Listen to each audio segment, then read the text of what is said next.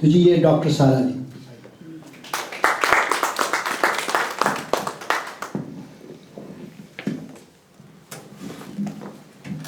السلام علیکم. یہ جب میں آئی تو مجھے پہلی دفعہ پتہ چلا کہ میرے دیر سے آنے کی وجہ سے ڈاکٹر صاحب ریڈ زون میں رہتے ہیں اور مجھے دیکھ کے انہوں نے کہا کہ میں گرین زون میں آ گیا ہوں. اور دوسری بات انہوں نے بولا سارا اپنے حماد سے، یہ میرا خیال ہے ہم لوگوں کی شادی کا سب سے رومانٹک جملہ ہے ابھی تک جو کسی نے ہمارے لیے بولا ہے کہ اپنے حماد. مجھے پہلی دفعہ اچھا میرے حماد، مجھے بھی پہلی دفعہ فیلنگ آئی. تو یہ ایک ہمارے معاشرے میں جو میرجز ہیں اس کا یہ ایک ڈائلما ہے کہ آپ ساتھ رہتے ہیں، ایک دوسرے کو بہت پسند کرتے ہیں اور اس کے باوجود آپ کو کاجل اور شاہ رخ والی فیلنگ نہیں آتی، آپ کو کوئی وائلن نہیں بجتے، کوئی بٹر فلائز نہیں آتی.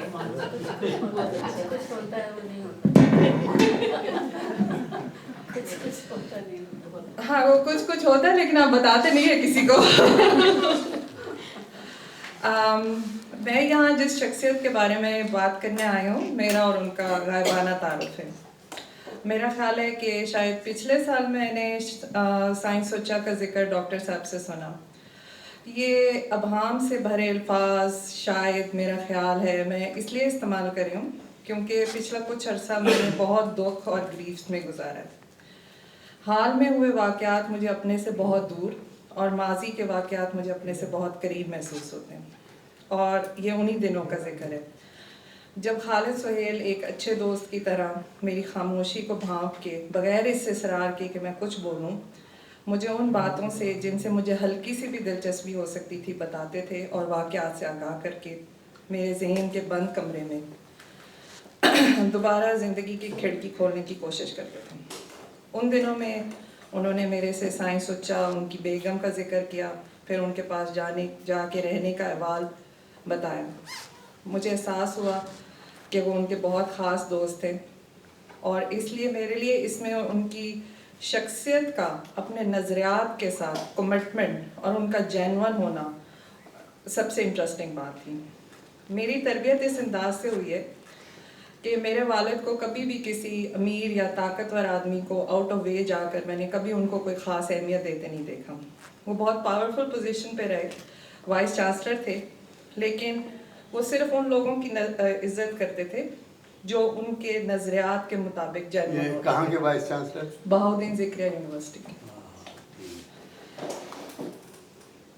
اور کوئی لبادہ نہیں اوڑھتے تھے، اس لیے میرے ذہن پر اس کا بہت گہرا نقش ہے. نیلسن منڈیلا نے اس لیے ہی کہا تھا کہ نیچر سے زیادہ نرچر اہم ہوتی ہے. سائنس سوچا کو جاننے کے لیے میرے پاس دو راستے تھے، ایک ان کے اپنے تحریر کردہ الفاظ اور دوسرا ان کے دوست کے الفاظ. اکثر ہمارے یہاں ارینج میرجز ہوتی ہیں تو جب دلہا ہوتا ہے کہ اس کے بارے میں پتہ کرنا ہو تو وہ کہتے ہیں جا کے اس کے دوستوں سے ملو. تو جو آج کی محفل کے دلہا تھے ان کے میں دوست تھے خالد سہیل، تو ان سے میں نے انٹرویو کیا.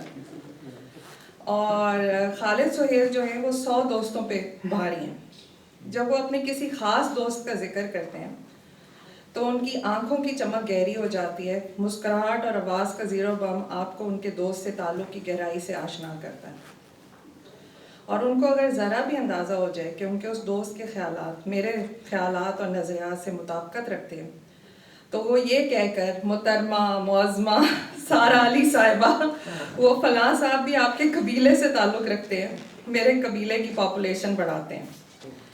اکثر جب وہ خوش ہوتے ہیں یا مجھے کسی کام کرنے پہ دھکا سٹارٹ پہ آمادہ کر رہے ہوتے ہیں تو مجھے یہ جملہ سننے کو ملتا ہے کیونکہ باقی انقلاب کے قافلے کے ایلیٹ مجاہد فیض صاحب کی غزلیں سن کر ہاتھوں میں جام لیے اپنے اپنے ڈرائنگ روم میں انقلاب لا رہے ہیں، تو محترمہ آپ جذبہ شہادت سے سرشار ہو کر ذرا قلم اٹھائیں اور اپنے خیالات قلم بند کریں. کافی دفعہ میں نے ان کے آئیڈیاز کو ریجیکٹ کیا کیونکہ میں ان کو کہتی ہوں مجھے پاکستان واپس بھی جانا ہے. سائنس سوچا کی طرف انہوں نے ایک بہت اچھے سائیکارٹسٹ کی طرح انہوں نے صرف ایک فکرہ کہہ کر میری توجہ مرکوز کرائی کہ اگرچہ انہوں نے اینتھروپولوجی میں تعلیم حاصل کی ہے لیکن انہوں نے اپنے نظریے کو جینے کے لیے ایک مزدور کی زندگی جی ہے اور ساری عمر ٹیکسی چلائی. یہ میری توجہ حاصل کرنے کے لیے کافی. ان کی کتابیں لکھنے اور بیک وقت شارٹ سٹوری، مضامین اور شاعری میں مہارت کے باوجود ان کی گردن میں کوئی سریا نہیں ہے میرے لیے بہت عام تھا. مجھے لگا یہ میرے سے زیادہ میرے ابا کے قبیلے کے ہیں کہ اپنی پوری لیاقت قابلیت کے باوجود میرے ابا اپنے گاؤں سے آنے والے کسان بزرگ کو ڈرائنگ روم میں بٹھا کر 1 گھنٹہ پوری توجہ سے گفتگو کر سکتے تھے، لیکن ملتان کے گیلانیوں، قریشیوں، خاقوانیوں کے لیے ان کے پاس کبھی کوئی ٹائم نہیں تھا. اس کے ساتھ سائنس سچا کا جب میں نے نام سنا تو مجھے لگا کہ یا تو ان کا تعلق سندھ سے ہے یا پنجاب کی سرائکی بیلٹ سے. کہ اگرچہ ہمارے ڈراموں میں جن کرداروں کے لیے سائیں کا لفظ استعمال کیا جاتا ہے وہ اس علاقے کے وڈیرے اور جاگیردار ہوتے ہیں. یہ بہت عجیب بات ہے. سرائکی بیلٹ میں سائیں کا لفظ صرف بہت قابل احترام استاد کے لیے سرائکی ایک دوسرے کے لیے استعمال کرتے ہیں. ہم اپنے استاد کو سائیں کہتے ہیں. یہ جو جاگیرداروں کے لیے ہم ڈراموں میں دیکھتے ہیں وہ ہمارے اوپر اٹھائی گیر ڈاکو ہیں جو ہمارے ریسورسز کو لوٹنے کے لیے ہمارے پہ مسلط کیے گئے ہیں سرکار کی طرف سے، اور وہ اس عزت بھرے لفظ کے مکمل نہیں ہو سکتے. اس لیے جب مجھے ان کے پنجابی اور ریجن کا پتہ چلا مجھے بہت اچھا لگا. سرائکی اپنی تمام تر وسعت قلبی کے باوجود تخت لاہور سے خائف رہتے ہیں اور محبت کا ہلکا سا بھی اشارہ ان کو نہال کرنے کے لیے کافی ہے. اس لیے ان کے دوست کے ان کے حق میں ٹیسٹمنی کے بعد دوسرا ذریعہ ان تک رسائی کا ان کی تحریر کردہ کتابیں. وقت کی قلت تھی اس لیے میں صرف ان کی 2 کتابیں ورڈز اور ڈسکورس ود ایٹ پڑھ سکی. اکثر باتوں کے دوران مجھے ڈاکٹر صاحب کے اس سوال کا جواب ڈھونڈنے میں مشکل ہوتی تھی کہ وہ کیا چیز ہے جس کے سبب آپ نے میرے سے دوستی کی. ان کی اور سائنس سچا کی کتاب پڑھ کے مجھے پتہ چلا کہ میری اور ان کی دوستی ان کے کردار کی سچائی اور نظریے کو جینے کی وجہ سے. خالد سہیل کی طرح سائنس سچا نے اپنے نظریے کو جیا اور بغیر کسی ہچکچاہٹ کے اس کو کاغذ پہ منتقل کیا. ان کی کتاب ڈسکورس ود ایٹ آپ کو ان آوازوں سے آگاہی دیتی ہے جن کو ہم نظر انداز کر دیتے ہیں اور نہیں جانتے لیکن پھر بھی ہر معاملے پہ حتمی رائے رکھتے ہیں. وہ گفتگو جو 2 لوگوں کے درمیان ہوتی ہے اس میں ان کے ماضی کا ایک بیگیج ان کے ساتھ ہوتا ہے جو ان کے خیالات گفتگو کو ڈکٹیٹ کرتا ہے. اس کتاب کا یہ آئیڈیا آج کی دنیا میں زیادہ اہم ہے. ہم 2 زندگیاں جیتے ہیں، ایک انسٹاگرام اور فیس بک کی اور دوسری وہ جو ہماری اصل زندگی ہوتی ہے. ہم انسٹاگرام اور فیس بک پہ آسانی سے وہ سب چیزیں چھپا لیتے ہیں جو ہمیں تکلیف دیتی ہیں اور اچانک ہمیں پتہ چلتا ہے کہ وہ دوست جو ہمارے ساتھ بیٹھ کر ہنستا تھا، انسٹاگرام پہ پرفیکٹ پکچر لگاتا تھا، اتنا بوجھ اٹھایا تھا کہ اس نے زندگی کو خدا حافظ کہہ دیا. یہ کتاب 1987 میں شائع ہوئی. اس میں 7 مختلف ایڈ ہیں لیکن میری رائے ہے کہ اس کو اگر دوبارہ نئے لکھاریوں کی مدد سے شائع کیا جائے تو ہم اس میں دیکھیں گے کہ اس میں بہت سارے نئے ایڈ سامنے آئیں گے. ہم سب کا ایک ایڈ ہے. یہ ایڈ جو خاموشی سے ہمارے ساتھ چلتا ہے اور ہم اس کی موجودگی سے اس وقت آگاہ ہوتے ہیں جب ہم پھر اسی سچویشن میں سے گزرتے ہیں جہاں سے اس نے جنم لیا تھا. ہم دوہری اذیت کے گرفتار مسافر، پاؤں بھی ہیں شل، شوق سفر بھی نہیں جاتا. دوسری کتاب جس کے ذریعے میں نے سائنس سچا تک رسائی حاصل کی وہ ورڈز ہیں. یقین مانیے اس کتاب پر اگر ان دونوں کا نام نہ ہوتا تو میں بھی یہی کہتی ورڈز اور اس میں صرف لفظ میئر کی ایڈیشن کرتی ہوں کہ آج کل بیشتر کتب میئر ورڈز کی حامل ہیں. ان کے آتھرز سے ملیں تو وہ کمپلیٹلی اپوزٹ زندگی بسر کرتے ہیں.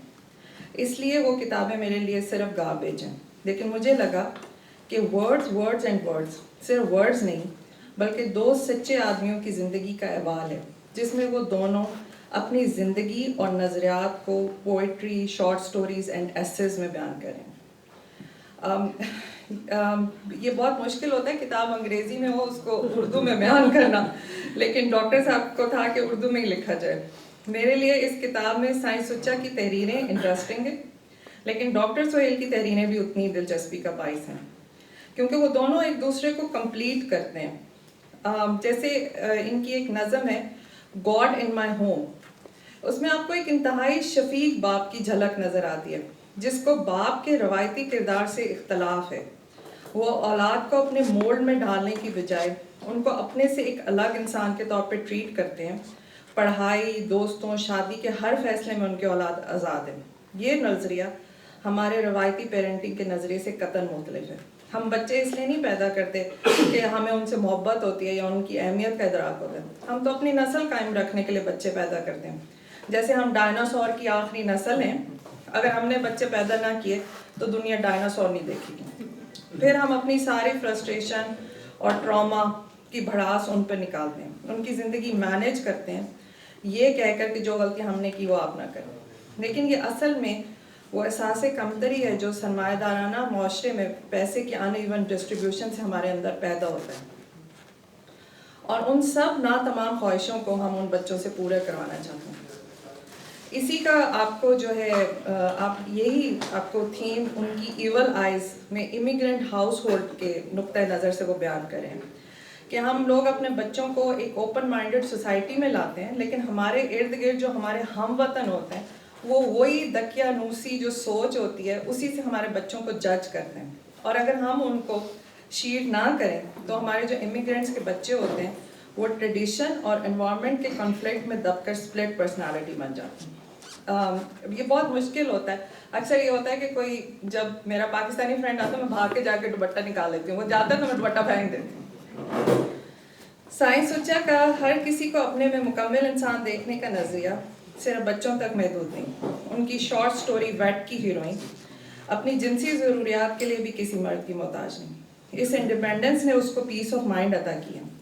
آنیسٹلی اسپیکنگ یہ ہیروئن اگر کسی روایتی ادیب عمیرہ احمد کی کہانی میں ہوتی تو وہ ایک کھڑوس خاتون کے روپ میں نظر آتی جو تنہائی کا شکار، اذیتناک زندگی اور دردناک موت کا شکار ہوتی. لیکن سائنس سچا کی کہانی کو جب آپ پڑھ کر کتاب ایک سائڈ پہ رکھتے ہیں تو ہر خاتون جو اندر سے آزاد ہے اپنے لیے جیتی اور سنورتی ہے، اس کے چہرے پہ مسکراہٹ بکھر جاتی. اور اسی انسانی آزادی کا پرتو ان کے ایسے میل ڈومیننس میں ہے کہ کیسے سماج with period of time مادر شاہی نظام سے پدر شاہی نظام کی طرف بڑھا، کیسے مردوں نے اپنی انسیکیورٹیز کو پورا کرنے کے لیے عورتوں کو مسلوب کیا.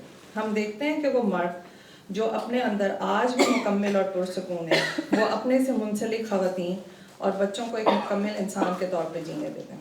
ہر بات پر ان کی گردن پر گھٹنا رکھ کے نہیں بیٹھ جاتے.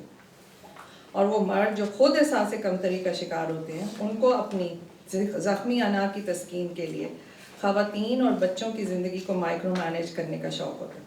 اس ایسے میں میرے لیے بہت امپورٹنٹ تھا، انہوں نے مارکسٹ ویو سے بھی اس ایسے کو لکھا جو جس پہ میں یقین رکھتی ہوں. I am a مارکسٹ my self کہ 8 گھنٹے کی جو شفٹ کا کام ہوتا ہے مرد کا وہ عورت کے 24/7 کے کام پر صرف اس لیے بھاری ہے کہ مرد کو اس کے پیسے ملتے ہیں اور عورت کو اس کے پیسے نہیں ملتے. یہ کیپٹلسٹ سوسائٹی کے مرد ہیں جس میں ہر صرف مرد عورت کو ایکسپلائٹ نہیں کرتا بلکہ اپنے ساتھ کے اس مرد کو بھی ایکسپلائٹ کرتا ہے جو پیسے کی چین میں اس سے نیچے. ایک کیپٹلسٹ سوسائٹی میں ہر اس انسان کو ایکسپلائٹ کرنا آسان ہے جو آپ سے پیسے کی چین میں کم تر پوزیشن میں. ہم سلام انسان کو نہیں کرتے، عزت انسان کی نہیں کرتے، ہم اس کے پیسے کی اور پوزیشن کی کرتے ہیں. ان کے خیال کی جدت صرف انسانوں تک محدود نہیں. ان کا اردو کے احیاء کے نظریہ جو ہے میرے لیے بہت دلچسپی کا عام تھا کہ اردو زبان کے ساتھ ظلم یہ ہے کہ اس کو اپنے گھر سے نکال دیا گیا اور جن کے گھر میں اس کو مسلط کیا گیا ان کے گھر میں پہلے زبانیں بولی جاتی تھیں. ان کو بتایا گیا کہ آپ محب وطن نہیں ہیں اگر آپ اردو نہیں بولتے. اگر آپ بنگالیوں کو، بلوچوں کو، سندھیوں کو بتائیں گے کہ آپ سندھی نہیں بول سکتے، آپ نے اردو بولنا ہے، تو وہ آپ کے ساتھ رہنے کو تیار نہیں ہیں. لیکن اب وقت ایسا ہے کہ آج اگر آپ پاکستان کے اسکولوں میں بچوں کو اردو بولنے پر فائن کیا جاتا ہے، اردو بولنے والوں کو لوور مڈل کلاس کا سمجھا جاتا ہے، اور اگر خدا نہ خواستہ آپ اپنی مادری زبان پنجابی سرائکی استعمال کریں تو آپ کے بچے کو گوار اور جاہل کا لیبل لگا کر وہ گھر بھیج دیں گے اور کہیں گے جب تک انگریزی نہیں سکھانی اس کو نہیں بھیجنا. اس میں ان کی صلاح ہے کہ اردو کی تعلیم کو غالب اور اقبال کی شاعری تک محدود کر دینے کی بجائے اس کو جدید دور کی قابل استعمال چیزوں کی ترویج میں استعمال کیا جائے. میرے خیال میں یہ بہت عام ہے. یقین مانیے میرا جیسا بندہ جس کے گھر میں آپ جناب ہوتی ہو اور پہلے آپ میں ٹرین چھوٹ جاتی ہو اس کو بھی جب زمانہ طالب علمی میں غالب اور اقبال کی نظموں کی تشریح کرنی پڑتی تھی تو میرا واقعی دل چاہتا تھا کہ ان دونوں کو ایک ٹھنڈا گلاس پانی کا پینا چاہیے تھا یہ شاعری کرنے سے پہلے، کہ خود تو مر گئے، ہمارے لیے مصیبت کھڑی کر گئی. اور یہی جب آپ اپنے بچوں کو نصاب میں پڑھاتے ہیں تو ان کو یہ سامری جادوگر اور عمر و یار کی کہانی زیادہ لگتی ہے کہ اتنی دیر محبوب کی کھڑکی کے نیچے کھڑے رہنے سے بہتر ہے اس کو ایک ای میل کر دو. تو آج کی practical, no offence to all the Urdu poets and writers, آج کی بھی یہ میرے بیٹے کا خیال تھا اس لیے میں نے بتا دیا، آج کی پریکٹیکل دنیا سے بہت دور کی باتیں محسوس ہوتی ہیں. اس لیے اگر ہم اس زبان کو جدت سے استعمال کریں اور ماضی کی بارہ دری سے نکال کر آج کی اسپیس شٹل میں بٹھائیں تو نہ صرف اس کے سروائیول کے چانسز بڑھیں گے بلکہ اس کی افادیت کے چانسز بھی بڑھ جائیں گے. یہاں یہ بہت عام بات ہے کہ بچہ جتنی زبانیں زیادہ سیکھتا ہے دماغ اتنی تیزی سے کام کرتا ہے. اس لیے اگر آپ بلوچوں سندھیوں کے اوپر یہ مسلط نہ کریں تو ان کے بچے بہت اچھی باتیں سیکھ جائیں گے. اگر میں یہ کہوں کہ میرے لیے سائنس سوچا سے اور ان کے کام سے کنیکٹ کرنا مشکل تھا تو یہ غلط. میرا ان سے غائبانہ تعارف ڈاکٹر خالد سہیل سے ہوا. انہوں نے ان کی تمام کتب فراہم کی جو میں گھر چھوڑ رہی ہوں، میرا ان کے کام سے تعارف کرایا، لیکن جس ایک جملے نے مجھے ان کی عزت پہ مجبور کیا وہ انہوں نے اپنی کتاب میں لکھا تھا اور وہ بہت فخر سے لکھا تھا کہ میں ساری عمر ٹیکسی ڈرائیور ہوں. اور ان کی نظم ٹیکسی ڈرائیور ہوں. ان کی نظم دا ٹیکسیز پڑھ کر میں کافی دیر خاموش بیٹھی رہی کہ ہمارے ہاں تو وہ شخص جو 2 لفظ لکھ لے اپنے آپ کو ٹیگور سمجھتا ہے، اور کوئی بھی بیرون ملک پاکستانی کبھی آپ کو یہ نہیں بتائے گا کہ وہ اصل میں کام کیا کرتا ہے. سب یوں ہی شو کرتے ہیں کہ وہ جو بائیڈن کے ایڈوائزر لگے ہیں. ان کی سچائی اور نظریے کو جینے کے آدرش اور عمل نے مجھے ان کے قریب کیا. شاید مجھے کچھ عرصہ یہ محسوس ہی نہیں ہوا کہ میں ان سے نہیں ملی. میرے لیے کسی بھی امیر یا طاقتور شخص کی عزت کرنا بہت مشکل ہو جاتا ہے، اور اگر میں یہ فیک کروں کسی مجبوری سے تو مجھے اپنے آپ سے نفرت ہو جائے گی، جس سے مجھے خوف آتا ہے. میں اپنے آپ سے محبت کرنے والا انسان ہوں، کیونکہ اگر آپ اپنے آپ سے محبت کرتے ہیں تو آپ دوسروں سے محبت کر سکتے ہیں. لیکن انسان دوست، مزدور، کسانوں، عورتوں اور بچوں کے لیے آواز اٹھانے والے کہیں بھی کسی بھی ظلم اور جبر کے نظام کے خلاف آواز اٹھائیں، اپنی عملی زندگی میں اس انسان دوستی کا ثبوت دیں، وہ میرے لیے قابل احترام ہے. ایسے لوگ جنہوں نے غریبوں، عورتوں، بچوں، مارجنلائزڈ کمیونٹیز اور دولت کی تقسیم کے غیر منصفانہ نظام کی نہ صرف مخالفت کی اپنے الفاظ سے، بلکہ اس جد و جہد کی پیٹھ میں کبھی چھرا نہیں پھونکا، صرف اپنے لائف سٹائل کو امپروو کرنے کے لیے اور اپنے آپ کو اسی ایلیٹ گروپ کا حصہ بنانے کے لیے جس کے خلاف وہ جد و جہد کرتے آئے ہیں، وہ زیادہ عزت کے قابل ہیں. میرے لیے یہ خوش قسمتی اور فخر کا مقام ہے کہ میں یہاں کھڑے ہو کر ایک سچے نظریاتی شخص کو جاننے کی دعویدار ہوں. دیکھو یہ میرے خواب تھے، دیکھو یہ میرے زخم، میں نے تو سب حساب جاں برسر عام رکھ دیا.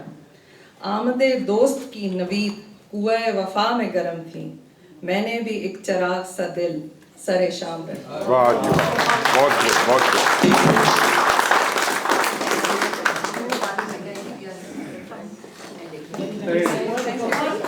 شکریہ سادہ جی.